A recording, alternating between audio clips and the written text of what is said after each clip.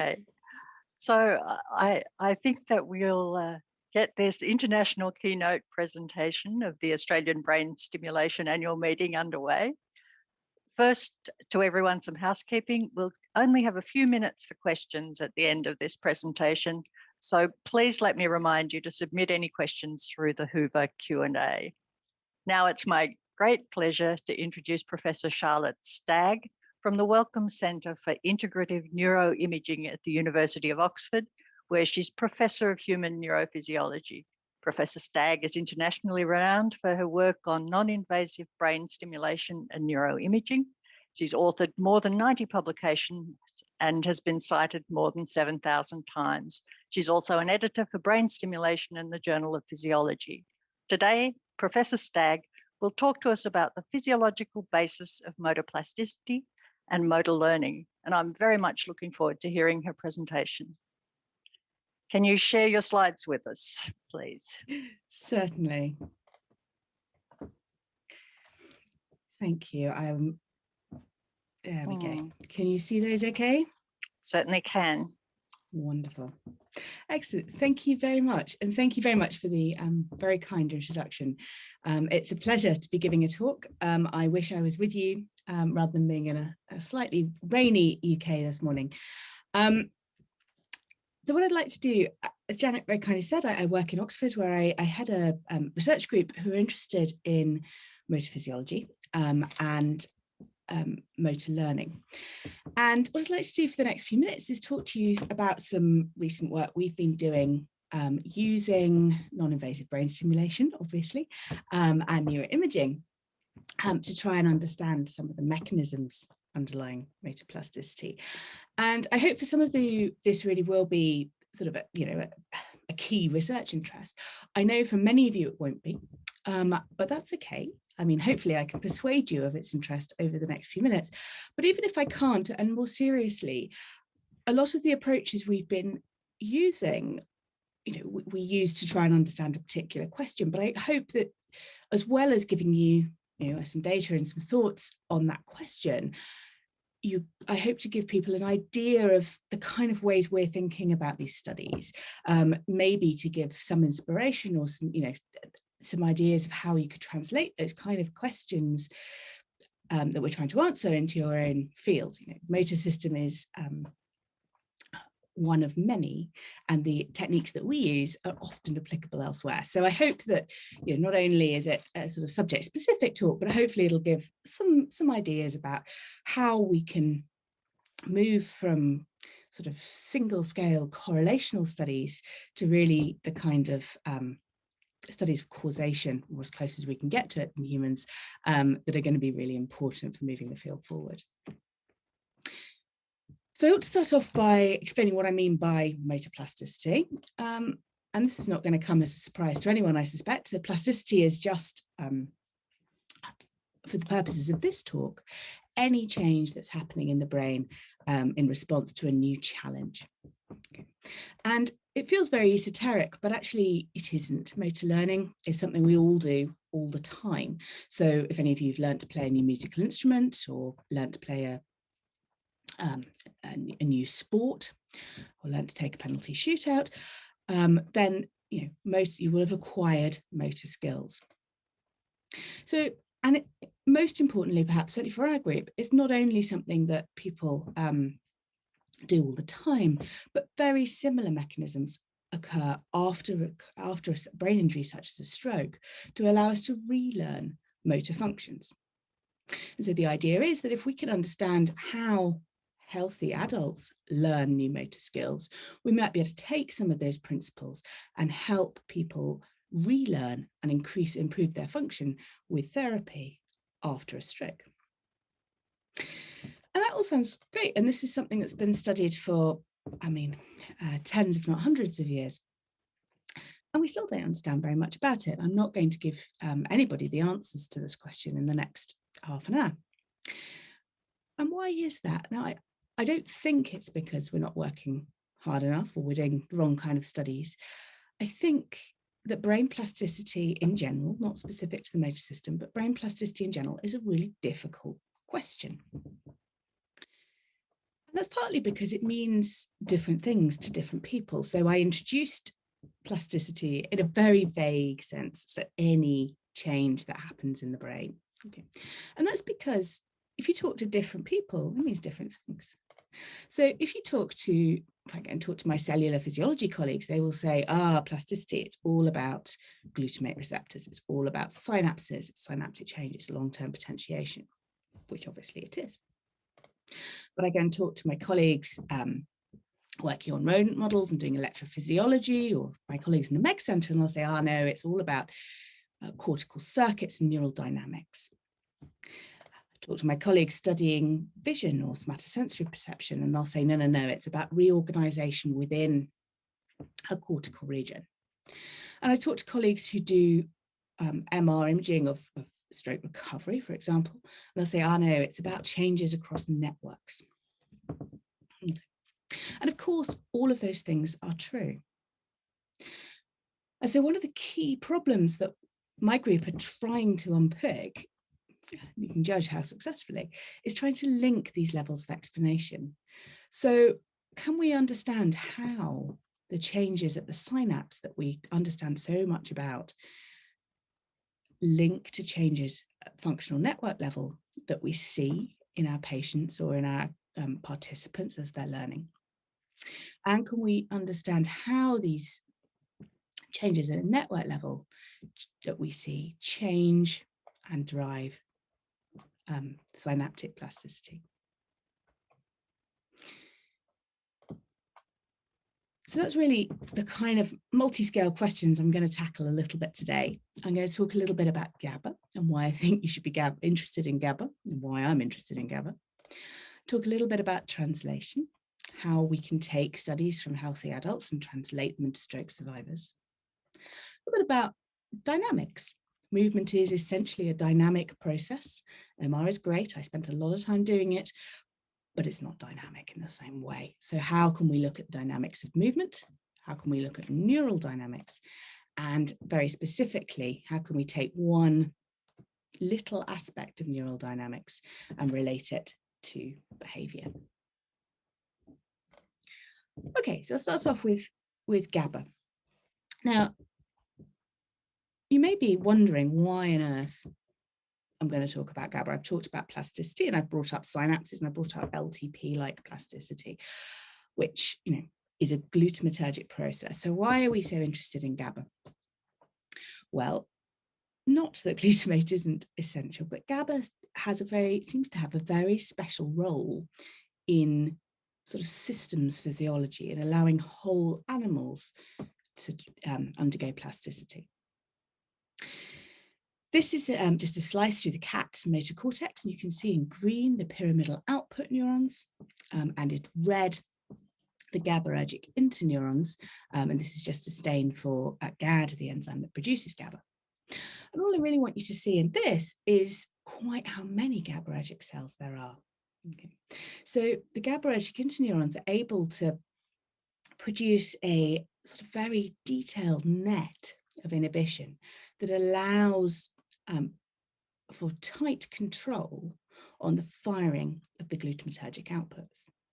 And so you can imagine it like a sort of very soft brake that will very specifically and very sensitively release and clamp down again to really control the rate of firing. And there's lots of evidence that GABA plays this kind of critical role in gating plasticity. One of my favorite examples is this, which is 20 years ago now, which is a sort of classic physiological example of plasticity in the freely moving rodent. And what they did was stimulate it presynaptically and record postsynaptically. And for a given input, you get a very standard classic output. And that's pretty stable. What they then did here on the dotted line is induce long-term potentiation like plasticity. It's tetanic stimulation, and saw a very classic long-term potentiation strengthening of synapses, as you would expect, the classical physiological signature of plasticity, such that for a given input, they saw a much larger output. So far, so good. A glutamatergic process, all involving NMDA receptors, all good, all good. But if they did exactly the same experiment in the presence of a GABA agonist, so a drug that increases GABA, they saw absolutely no plasticity at all. Okay, so this and a number of other studies really speak to the idea that GABA acts as this kind of brake that allows us, that releases in order to increase glutamatergic firing, which of course is a key step in Hebbian plasticity, because if you get, if we believe that cells that fire together wire together, the more cells are firing, the more often they're going to fire together, the more quickly they're going to wire together, the more quickly plasticity is going to occur. So this is all very well, but it raised a number of questions for us around being able to quantify neurochemicals in humans in vivo. And there are a number of ways we can do this. I'm going to talk a little bit about the two major ones, probably, starting with MR spectroscopy. So we can use MRI scanners to look at neurochemicals. This is the first sort of MR technique, and it allows us to quantify the concentration of given neurochemicals within the brain. So this is GABA, classic inhibitory neurotransmitter. And if we pop a vial of GABA into an NMR and excite it, we will get back a classic spectrum, where on the x-axis is frequency, and on the y-axis are peaks that reflect the different protons within the molecule. And these resonate at different frequencies because the energy coming back from a given nucleus will depend on the magnetic field that nucleus experiences. And that magnetic field will depend on the circling electrons, which in turn depend on the molecular structure. So depending on where these protons are in the molecule, they'll resonate at ever so slightly different frequencies, and the height of the peaks will tell you the concentration, how many protons are involved in that peak. So we get a classic NMR signature of GABA. We can do the same thing in humans. It looks a lot messier because we're not test tubes and we have lots of water in our brains, but we are able, with the eye of faith, to quantify neurochemicals. And so if we actually pop people into the scanner, these are data from our 7 Tesla scanner, and excite a region of tissue within the brain. So we usually have a 2 by 2 by 2 centimeter region within the primary motor and somatosensory cortex. This is what we see. We see something that looks like this as a function of its frequency, and we can break it down into its constituent neurochemicals and get an idea of the various concentrations of those within that region. And so we can use this to then start to answer a number of key questions. The first of which being, okay, so if in the animal literature, decreases in GABA seem to be important or necessary for plasticity to occur, do we see similar things in humans when we get to learn? So we use learning as a sort of classic induction of plasticity within the motor cortex. And this is work done by James Kolosinski and Emily Hinson when they were in the lab. And what they did was take 3 groups of healthy adults and pop them into our 7 Tesla. And they asked the subjects either to perform a serial reaction time task where there was a 16 button press sequence, performed with their right hand, that repeated and repeated and repeated.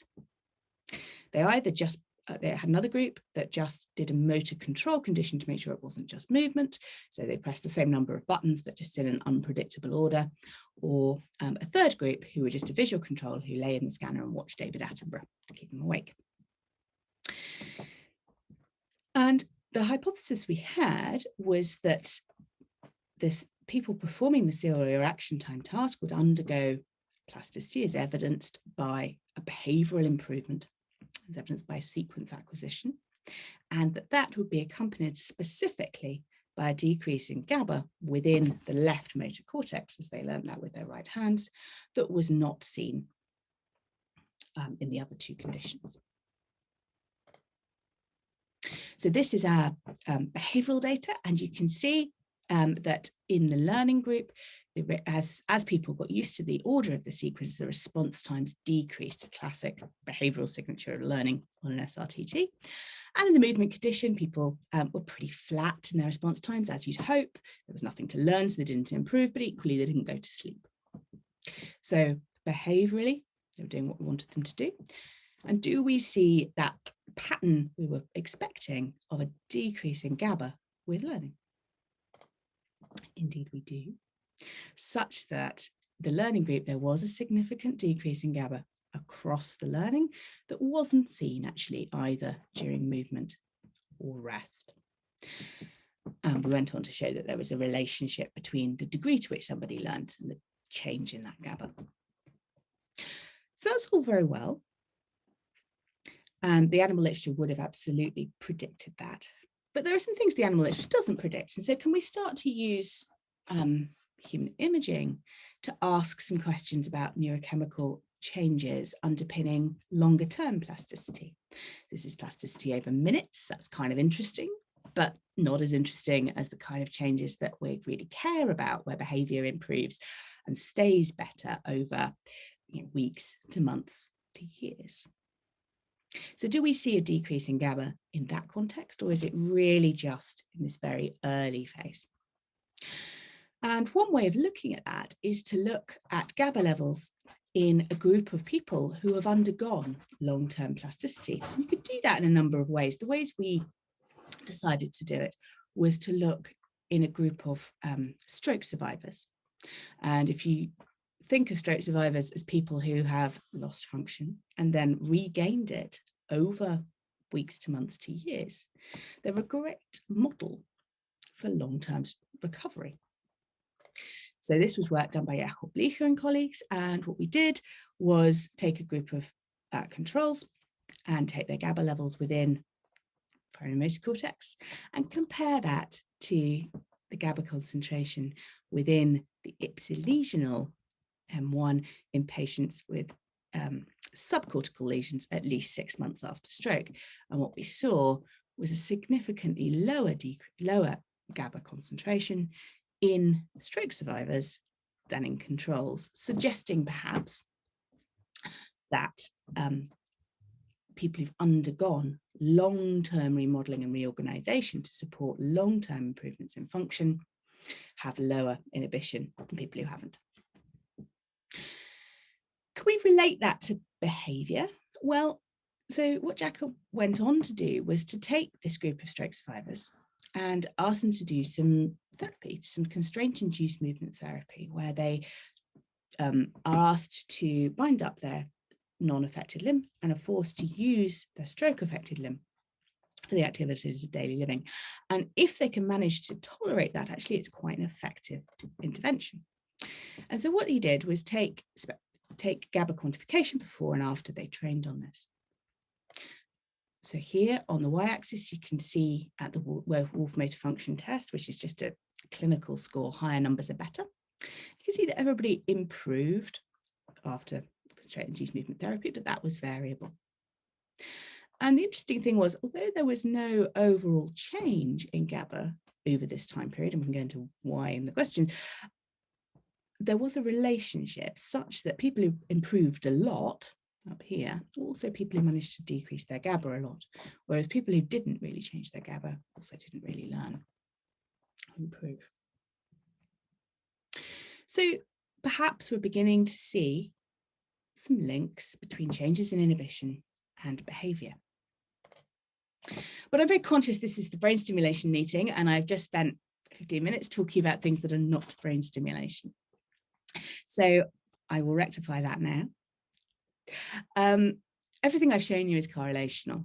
We've taken endogenous learning and recovery and training and looked at the effects on neurotransmission. But what happens if we use something that we think induces a sort of a pro-plastic LTP-like state within the motor cortex? And the way we've done that most commonly is use transcranial direct current stimulation, which I'm sure you're all familiar with. If anybody's not new to the field, you put an electrode over the area of the brain you're interested in, one other somewhere else, in a very traditional way that we do it, and then you stimulate with a low level electric current of about a milliamp for about 20 minutes-ish. And if you do this, anodal stimulation, here, over the motor cortex leads to a sort of proplastic increase in excitability and proplastic state within motor cortex. So this might be a way of looking and starting to probe causal, or closer to causal relationships. So the first question then was, if we do this, do we see, in line with a increase in excitability and a sort of generation of a proplastic environment, do we see a decrease in GABA? So this is work done during my PhD actually, and what we showed was that yes, absolutely, if you look at GABA concentration within the stimulated M1, we see a significant decrease during stimulation that's not there in sham. And we went on to show that you can relate that change in GABA on a subject-by-subject basis to how much people are able to learn. So starting to take brain stimulation, put it into imaging, and start to ask more specific relationships. So no longer just saying, oh, is there a change in GABA during learning? Great. Is there a change in, and could we relate that to behavior?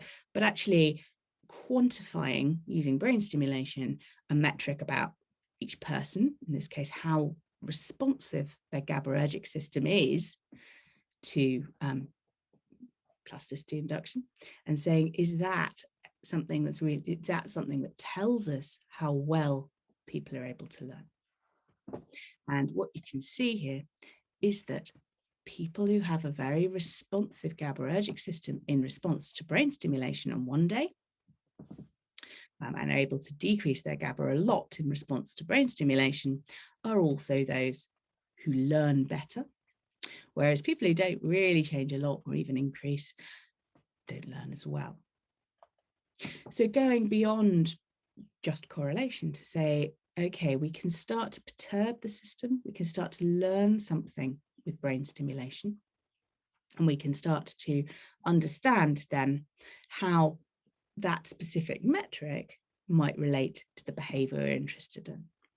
It's a long way from causality. There's all kinds of other things that could be going on, but it begins to take us at least one step forward. So I've shown you then a lot about GABA, and I've shown you that inhibition seems to be lower in stroke survivors compared with age-matched controls, and that seems to relate to how much they respond to training, and that brain stimulation such as transcranial direct current stimulation decreases GABA, and maybe that's a mechanism, potential mechanism by which behavioral improvements occur. So how can we then, can we do something actually useful with this? Can we translate this information into clinically meaningful findings? So what we did was take a group of chronic stroke survivors and randomized them to receive either active or sham stimulation during a motor training paradigm. And so they received, it was a double-blind placebo-controlled study. They received stimulation from Monday to Friday of week 1 and Monday to Thursday of week 2. And then we looked at behavioral outcomes of that on day 1, 1 month, so one day, 1 week, 1 month, and 3 months afterwards. And in each of the training days, they received an hour of motor training. And for the first 20 minutes of that, they were randomized to either anodal stimulation to the ipsilesional hemisphere or sham. And these were all stroke survivors with subcortical strokes who had some residual impairment of their stroke-affected limb. They were stratified and randomized based on their clinical score. And here we use the ARAT score, which is just another clinical marker. Higher numbers are better. 2 groups, anodal stimulation in green and sham stimulation in blue. You can see at baseline, those 2 groups are pretty well matched, as we would hope. After those 9 days of intervention. Both groups got significantly better, but the anadal group got significantly more better than the sham group. And that behavioural improvement lasted for at least 3 months. Now, the benefit of anadal TGCS is definitely there statistically, but it's always important to think about what on earth that might mean to our stroke survivors, right? They don't care about an ARAT score, they care about what they can do. And I think there are 2 things that speak to this being probably an important functional change for them. One is that nobody missed a single session, so it's well tolerated and the patients feel that this kind of intervention is useful. And secondly, people in the anadal group anecdotally were reporting things like being able to cut up a steak for the first time, or or peel a banana for the first time. So not massive changes, but changes in their daily lives that seem to matter to them. And so I sort of present this really as one, as a sort of hopefully interesting brain stimulation study, but also as a way of trying to illustrate the point that, we try and understand mechanisms in healthy, in our healthy adult model. We then try and understand whether those similar mechanisms are present in patients. And then we try and understand the modulations that might change that. And then you put that into the clinical, translate that into the clinical sphere. And, hopefully it works, right? Hopefully we can then engender behavioural improvements in these patients. And I think it's really important to try and understand the physiology and not just kind of have a go. Because, if you don't understand the mechanisms, I would suggest that it might work or it might not work, but you can't improve it. We can't optimize it. And I'll come on to that later, that I think if we really do understand what's going on, then we might well be able to take what is, a nice result and really make it quite significantly better. So I guess that's really what the rest of this talk is about. And I'm going to move away from a lot of MR work and talk a lot more about dynamics. And that's really, for 2 reasons. One, there's a lot more brain stimulation in it, which might be relevant, but also because movements are inherently dynamic, and it's all very well looking at, static measurements, but knowing what GABA is doing, or whatever whatever neurophysiological marker you want is doing in a nice static resting motor cortex is really interesting, and it definitely tells us something, as I've shown. It doesn't tell us everything. And so we really wanted to study what was happening as we went to move. And MRI is obviously not great for this. MR spectroscopy has a temporal resolution of about 5 minutes. It's not going to tell you anything about the kind of changes that occur as we go to move. So for this, we used transcranial magnetic stimulation and the TMS metric SICI, short interval intracortical inhibition. Many of you will be very familiar with this. If you're not, just a very short explanation, which is if you give a TMS pulse, suprathreshold TMS pulse over motor cortex, you get a twitch in the contralateral finger, recorded with EMG, you'll see a motor evoked potential.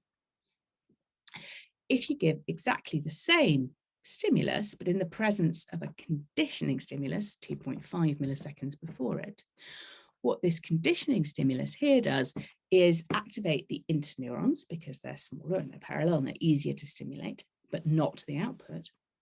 And then when you stimulate the suprathreshold and get an action potential down descending volley, what you see is the result of stimulating the pyramidal outputs when they are inhibited by the interneuronal GABA.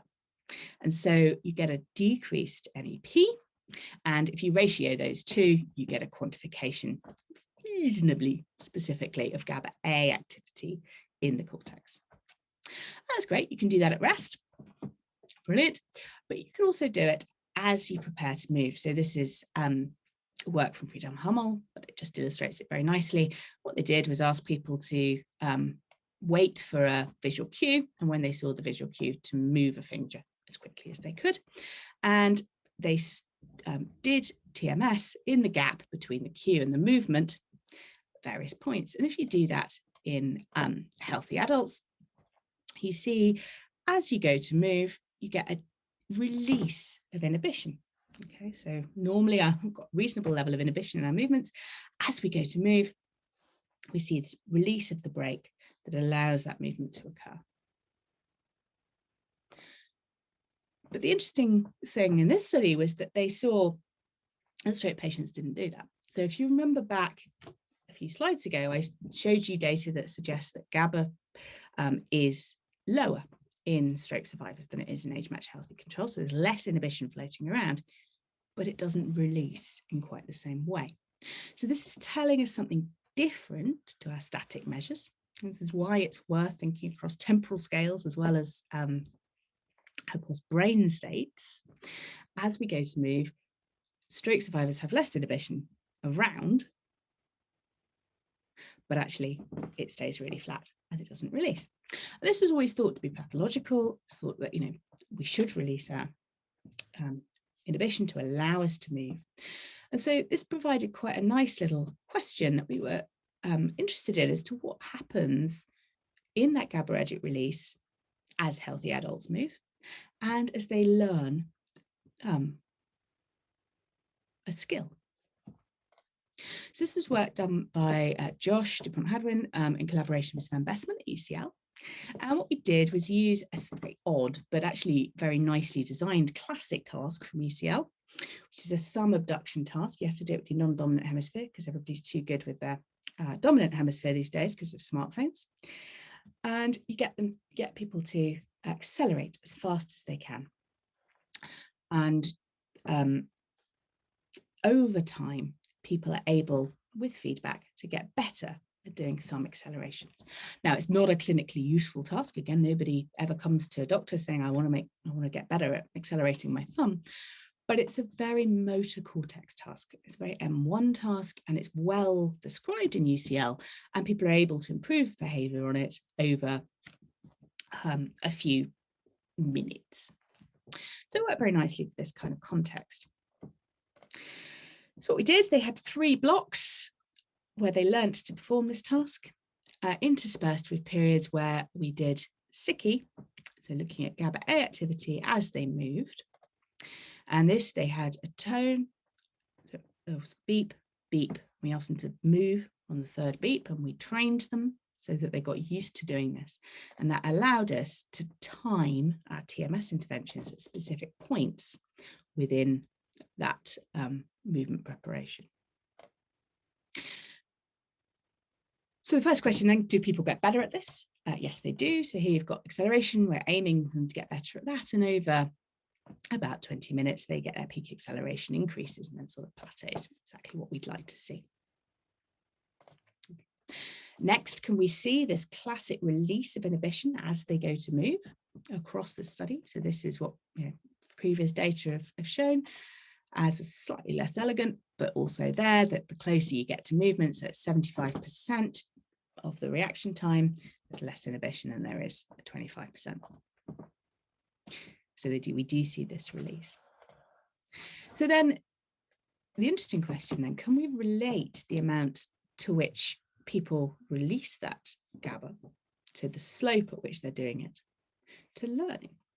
And so what I'm going to show you is the relationship between how much people improve on the task on a subject by subject basis on the x-axis, and on the y-axis, how much they change that slope of release over the course of the experiment. And what we saw, I have to be honest, was not what we expected to see. But in the best traditions of science, when you think about it a bit harder, it makes more sense than the hypothesis, than we thought. And which is that people who learn well actually flatten out their slope. So people who learn well actually maintain inhibition in their cortex until the last possible moment. which is actually very similar to what we see in our stroke patients, right? That lack of release. And so that's always been seen as being a pathological inhibition. Maybe it is. This data is not in patients and it's not in age-matched controls, it's in healthy adults. But maybe this just starts to question that actually maybe if you want to maximize your movement, the way to do it is to inhibit all your muscles up to the point that they coordinatedly move, right? And actually the way to improve sudden movement like that is to make sure that they all activate at the same time by maintaining inhibition. And so just maybe that's what we're seeing in our patients. Maybe it isn't entirely pathological. Maybe it is perhaps a compensatory activity. And, whilst that's a very open question, brain stimulation studies can start to ask questions and provide testable hypotheses about phenomena that we see in our clinical populations.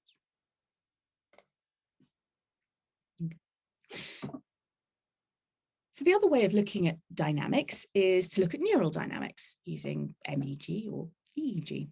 And we do this with, and as people go to move, there are classic patterns of neural activity that change. And the classic, absolutely, the classic signature in neurophysiological terms, in terms of MEG or EEG signatures, is a change in the beta band and a desynchronization of beta activity. And that's all very well and good, but we were very interested in slightly higher frequencies, particularly in the gamma band. And we weren't just being contrary. There's a lot of evidence that gamma activity might be very interesting. So gamma activity is activity from about 30 hertz up to about 100 hertz-ish. And there seems in the animal literature to be two sort of key frequencies within that, one at about 45 hertz and one at about 75 hertz. And they seem in the hippocampus at least to be related to learning and to memory. And critically, they're dependent on inhibitory interneuronal activities. You can have different models, and these are a couple of models here. You can see sort of theoretical models of how different wirings might be, but they all include inhibition and they all include inhibitory interneurons, and they produce rhythms in the gamma frequency. So gamma might be a GABAergic process. It might be certainly in other areas of the brain related to learning and to memory formation. So is it something that seems to be important for cortical learning and cortical memory? And can we see if it changes with behavior? So this is work by Katharina Zich when she was a postdoc in my lab. And she, first of all, the first key thing to do when looking at changes of GABA and gamma in motor performance and motor learning is to actually be able to quantify gamma. And so those of you who've worked with MEG know that this is not easy, right? So she's this was a labor of love for Kata. She spent a good 18 months optimizing our pipelines. And these are the results from that. So what you can see is movement onset is here, and we see a classic desynchronization in the beta band, and then after the end of movement, a resynchronization. So the classic neurophysiological pattern of movement in the beta. We go up in the frequencies though to about 75 hertz. We see a very clear synchronization in the gamma band. And actually, if you do it properly, we see a synchronization at movement offset at about 45 hertz. That really hasn't been seen very often before. And we think those two things are separable. They're not, there's not a trade-off between these two in terms of power or frequencies. We think they are separate effects. And if you look at them anatomically, they have different spreads. So this 45 hertz or so is much more frontal, whereas 75 hertz is a classic motor pattern that's been seen before. And they have different relationships with motor learning. So here we took the same group of subjects that had done this very simple button press in the MEG, and afterwards got them to do an SRTT and quantified their learning as the change in reaction times. And what we saw was that for this high gamma, there was a significant relationship between the amount, the power of that high gamma activity and their learning, such that people who had intrinsically a lot of gamma in response to a movement were also people who learned well. People who had less gamma intrinsically were people who learned less well. And that was specific to power. It wasn't seen with frequency.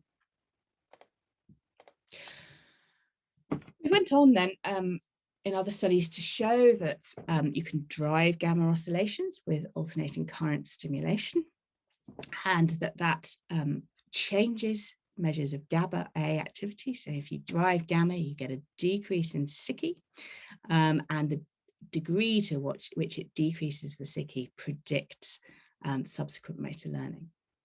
So we got very interested in gamma as a potential link between GABA and behavior, and therefore wanted to ask the question, if we drive gamma activity, if we take this understanding of the changes that are happening, we know that gamma is happening as we move, we know that we should get this change in GABA as we move. Can we drive gamma activity and improve behavior? This was work done again in collaboration with Sven at UCL, CAD, and what we did was do exactly that. We just used a slightly complicated waveform because gamma doesn't happen on its own in the cortex, it happens coupled to theta. So we've got an underlying 6 Hertz waveform. Every time it goes above 0, we've got a 75 Hertz activity. We inverted the waveform to see what happened. These are our behavioral effects. You can see that we get a small improvement in acceleration, as we would hope. With our control waveform, we see possibly something, but actually nothing overall.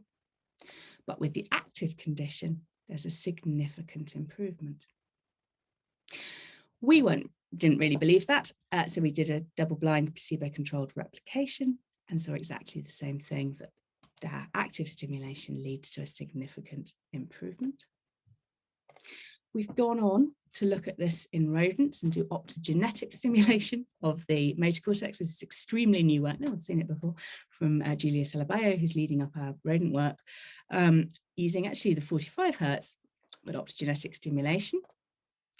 These are our human results again. Just to remind you, we get the mice to learn to press as quickly as they can on a lever for a reward. What you can see here, going to be in blue, is our active stimulation, which is the active optogenetic condition versus control. You see a very similar pattern to what we saw in the humans, that the mice are able to learn this, and they're able to learn it better with active stimulation.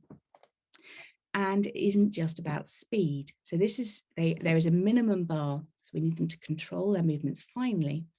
And actually you can see that as they learn, the control animals just get faster and faster, but the active stimulation animals don't. They really learn a very specific skill. So I'm going to finish there. I hope that I've talked a lot about neurochemical changes and GABA, particularly in plasticity and learning in humans. But more importantly, I hope that I've sort of sold the idea of multimodal approaches for neuroplasticity and how we might do that. And that if we can really understand mechanisms across species and across approaches, then we can really start to significantly improve behaviour. Thank you very much to my group and a very cold Oxford day there, and to our funders. And thank you very much for listening. Thank you very much, Charlotte. That was a really great talk. We have just a few minutes, possibly 2, for questions, but never mind. We have one here on the Q&A, which I'll put to you. Nice talk. Regarding DuPont-Hadwin's 2019 study, what is your view on the TMS timing used?